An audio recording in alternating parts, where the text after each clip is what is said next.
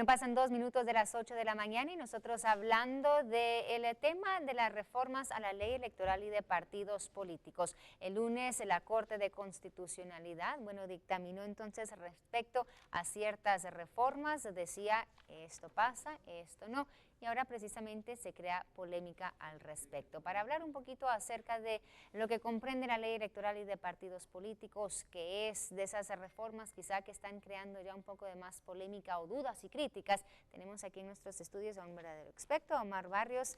Gracias por estar con nosotros.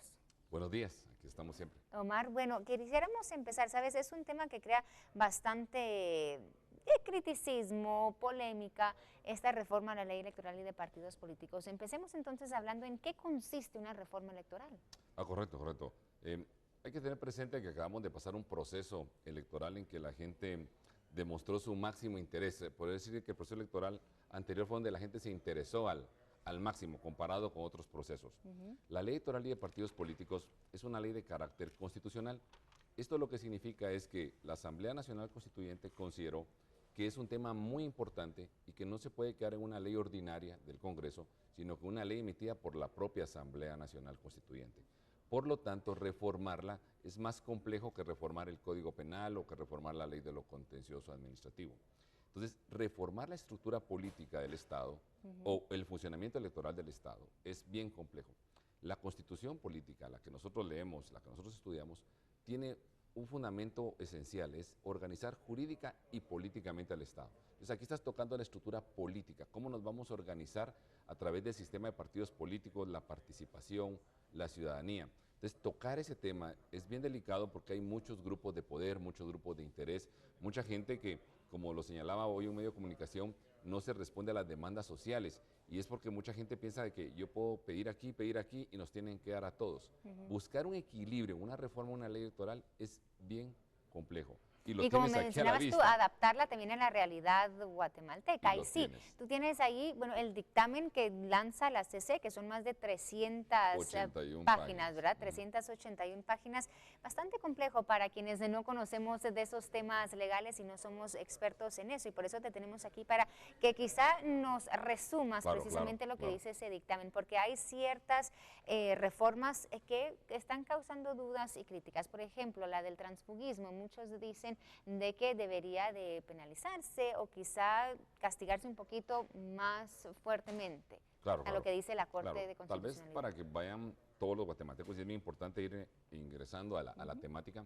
Estas reformas hacen 4 bloques, reforman sobre la ciudadanía y la participación en cuanto al voto, reforman en cuanto a cómo se organizan los partidos políticos, reformas en cuanto a las facultades y atribuciones del Tribunal Supremo Electoral y reformas en cuanto al proceso electoral.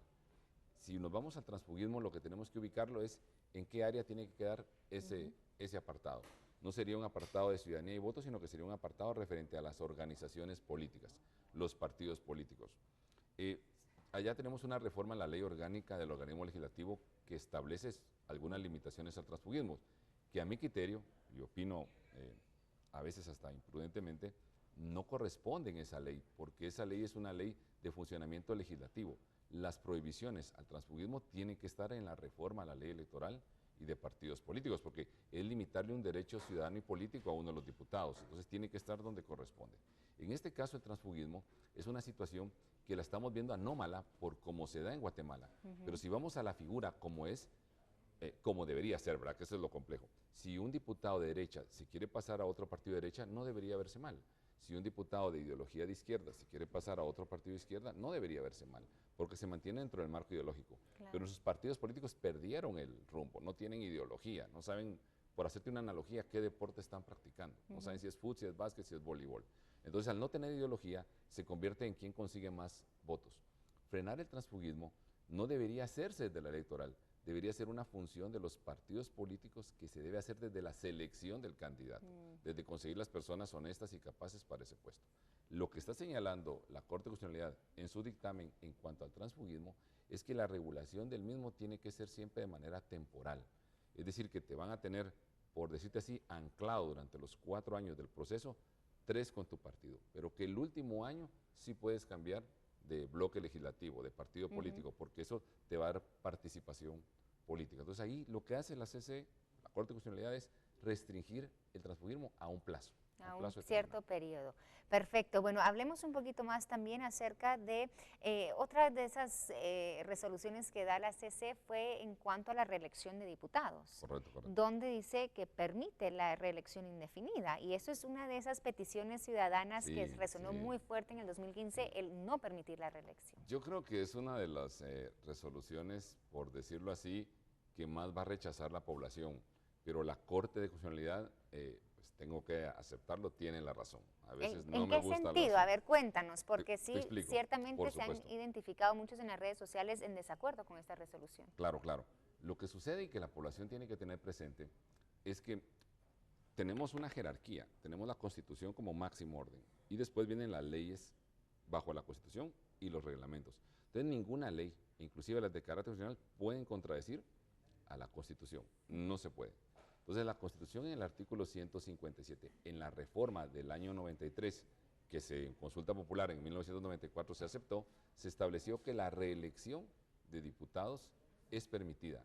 Entonces no podría venir la reforma de la ley electoral a contradecir a la Constitución. Pero restablece la Constitución que es permitida indefinidamente. Sí, lo que sucede es que no establece límite. Entonces había una discusión con algunos colegas que si la Constitución no establece límite, la ley puede colocar los límites. Se puede decir, mire, se permite la reelección a 2 periodos, a 3 periodos, podría ser posible, pero el planteamiento como fue efectuada la reforma, o sea, tienes que tener presente que el Tribunal Supremo, que tiene las facultades, presenta una iniciativa de ley al Congreso, y la iniciativa de ley a la que se emitió dictamen por la Corte de Constitucionalidad es la del Tribunal Supremo Electoral, no otra serie de iniciativas que estuvieron. Como lo planteó el Tribunal Supremo Electoral, la Corte tiene razón al establecer que no puede aprobar, no puede emitir dictamen, aclaro, no aprobar, no puede emitir dictamen favorable para esa reforma, toda vez que en este caso habría que reformar la Constitución para poder prohibir la reelección. Estamos hablando de asambleas generales. En este caso, por estar en el artículo 157, sería vía consulta popular. No necesitas una asamblea nacional constituyente para esa reforma. Sería factible vía consulta popular. Perfecto. Bueno, Mar, pasemos a otro de los puntos. Y por favor, siéntete libre de venir y contarme también y decirme de esas cosas que tú también ves, de esas reformas y también el dictamen de la CC al respecto. El voto nulo. Eso también sonó muy fuerte dentro de la población, estaba diciendo, no tenemos a un representante digno, queremos que nuestro voto nulo valga, lo hace valer, pero la CC dice, bueno, el voto nulo va a valer, pero es muy difícil también llegar a lograr un efecto, una consecuencia del voto nulo. Es una reforma interesante, pero que materialmente no es posible. Leía hace poco un meme que decía el mensaje de que se puede emitir una ley estableciendo que los perros pueden volar, pero no porque se establezca una ley los perros les va a salir alas. Entonces me encantó esa analogía para esto que me dices. Podemos emitir esa ley y colocarla en ese artículo, pero que vaya a ser factible no lo va a hacer. Y que la consecuencia de tener una ley de esa naturaleza es confundir más a la población. Mi postura y la postura del CEDE es la siguiente. Fuimos a ver una figura de voto nulo a Colombia y a otros países y la queremos acoplar al sistema guatemalteco. No tiene orígenes iguales, pero para ser muy concreto por lo valioso del tiempo. El voto nulo lo que busca es un voto de rechazo al candidato. El problema es que nosotros, por ejemplo, en el caso de diputados, no votamos por los diputados, votamos por la planilla. Por un listado. Por un listado. Ahí vaya un problema. Para alcalde tampoco votamos. Nosotros votamos por gobierno municipal. O sea, no elegimos al alcalde. Es una gran confusión histórica que hay. Nosotros votamos por concejales, síndicos y alcalde de una vez. En el caso de Parlacén es muy similar, entonces nos quedaría presidente y vicepresidente de la República. Entonces, ¿qué es lo que tenemos? Tenemos una propuesta de voto nulo, que si el candidato 1 obtiene el 17%, el candidato 2 obtiene el 20%, necesitaríamos para anular esa elección que el voto nulo fuera la mitad del total de votos válidos, es decir, mayoría absoluta, la mitad más 1. Claro. En Colombia no.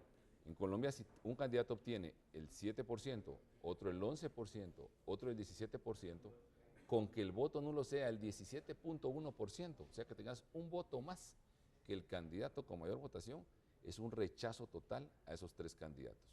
Entonces se anula esa elección y los partidos tienen que volver a participar, pero con candidatos distintos. El voto nulo es un rechazo al candidato que me proponen los partidos. Eso sí es factible. Y tomando en cuenta aquí, digamos, la primera vuelta en Guatemala, que tenemos a 10, 15 candidatos, realmente llegar a tener un 50% de voto nulo es casi imposible. Tal vez es aquellas resoluciones que satisfacen las demandas sociales, que exista el voto nulo, pero no tiene realmente ninguna aplicación por cómo está el diseño estructural actualmente.